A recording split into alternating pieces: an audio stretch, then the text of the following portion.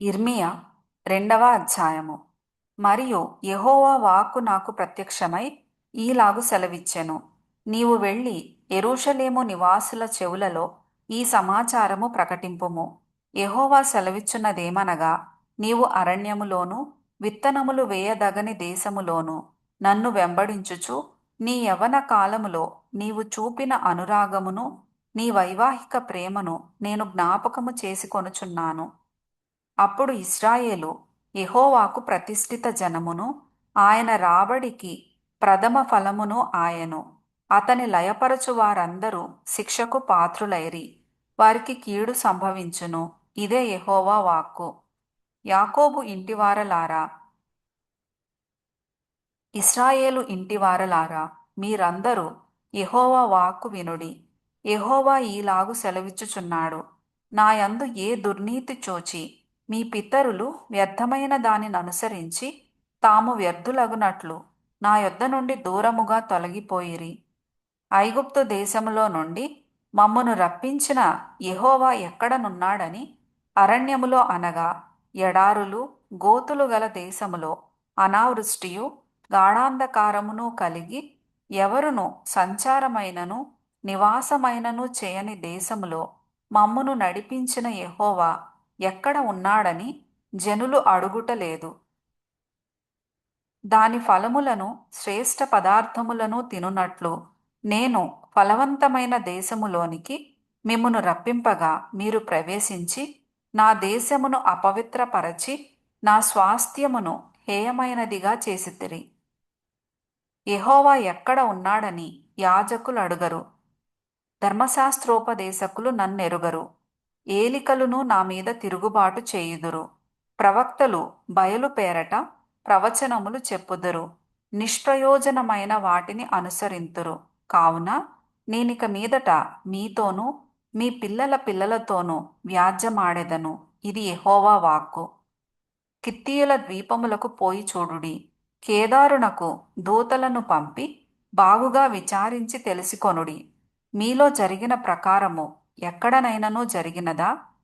దైవత్వము లేని తమ దేవతలను ఏ జనమైనను ఎప్పుడైనను మార్చుకొనెనా?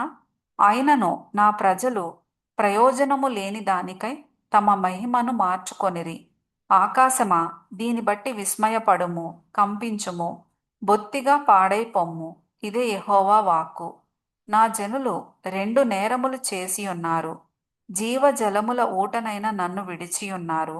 తమ కొరకు తొట్లను అనగా బద్దలై నీళ్లు నిలువని తొట్లను తొలిపించుకొని ఉన్నారు. ఇశ్రాయేలు కొనబడిన దాసుడా, ఇంట పుట్టిన దాసుడా కాడు గదా. అతడేల దోపుడు సొమ్మాయెను. కొదమ సింహములు వానిపైని బొబ్బలు పెట్టెను, గర్జించెను. అవి అతని దేశము పాడు చేసెను. అతని పట్టణములు నివాసులు లేక పాడాయెను. నోపు, తహపనేసు అను పట్టణముల వారు నీ నెత్తిని బద్దలు చేసిరి. నీ దేవుడైన యెహోవా నిన్ను మార్గములో నడిపించుచుండగా నీవు ఆయనను విసర్జించుట వలన నీకు నీవే ఈ బాధ కలుగచేసి కొంటివి గదా. నీవు షీహోరు నీళ్లు త్రాగుటకు ఐగుప్తు మార్గములో నీకేమి పనియున్నది? యూఫ్రటీసు నది నీళ్లు త్రాగుటకు అషూరు మార్గములో నీకేమి పనియున్నది? నీ దేవుడైన యెహోవాను విసర్జించుటయు నీకు నా ఎడల భయభక్తులు లేకుండుటయు బాధకును శ్రమకును కారణమగునని నీవు తెలిసికొని గ్రహించునట్లు నీ చెడుతనము నిన్ను శిక్షించును. నీవు చేసిన ద్రోహము నిన్ను గద్దించునని ప్రభువును సైన్యములకధిపతియు నగు యెహోవా సెలవిచ్చుచున్నాడు. పూర్వకాలము నుండి నేను నీ కాడిని విరుగగొట్టి నీ బంధకములను తెంపివేసితిని. నేను సేవ చేయనని చెప్పుచున్నావు. ఎత్తైన ప్రతి కొండ మీదను పచ్చని ప్రతి చెట్టు క్రిందను వేశ్యవలె క్రీడించుచున్నావు. శ్రేష్టమైన ద్రాక్షవల్లి వంటి దానిగా నేను నిన్ను నాటితిని. కేవలము నిక్కమైన విత్తనము వలని చెట్టు వంటి దానిగా నిన్ను నాటితిని. నాకు జాతిహీనపు ద్రాక్షవల్లి వలె నీవెట్లు భ్రష్ట సంతానమైతివి. నీవు క్షారముతో కడుగుకొనినను విస్తారమైన సబ్బు రాచుకొనినను నీ దోషము మరక వలె నాకు కనబడుచున్నది. ఇది ప్రభువగు యెహోవా వాక్కు. నేను అపవిత్రత నొందిన దానను కాను, బయలు దేవతలను అనుసరించి పోవు దానను కాను అని నీవు ఎట్లను కొందువు? లోయలో నీ మార్గమును చూడుము. నీవు చేసిన దాని తెలిసికొనుము. నీవు త్రోవలలో ఇటు అటు తిరుగులాడు వడిగల ఒంటెవు. అరణ్యమునకు అలవాటు పడిన అడవి గాడిదవు. అది దాని కామాతురత వలన గాలి పీల్చును. కలిసి కొనునప్పుడు దాని త్రిప్పగల వాడెవడు? దాని వెదకు గాడిదలలో ఏదియు అలసి ఉండదు. దాని మాసములో అది కనబడును. జాగ్రత్తపడి నీ పాదములకు చెప్పులు తొడుగుకొనుము. నీ గొంతుక దప్పిగొనకుండునట్లు జాగ్రత్త పడుము అని నేను చెప్పినను నీవు ఆ మాట వ్యర్థము వినను, అన్యులను మోహించితిని, వారి వెంబడి పోదునని చెప్పుచున్నావు. దొరికిన దొంగ సిగ్గుపడునట్లు ఇశ్రాయేలు కుటుంబము వారు సిగ్గుపడుదురు.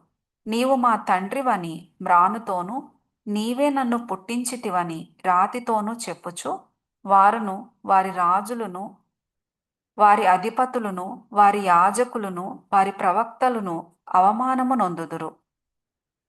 వారు నా తట్టు ముఖము త్రిప్పుకొనక వీపునే త్రిప్పుకొనిరి. అయినను ఆపత్కాలములో లేచి మమ్మును రక్షింపుమని వారు మనవి చేయుదురు.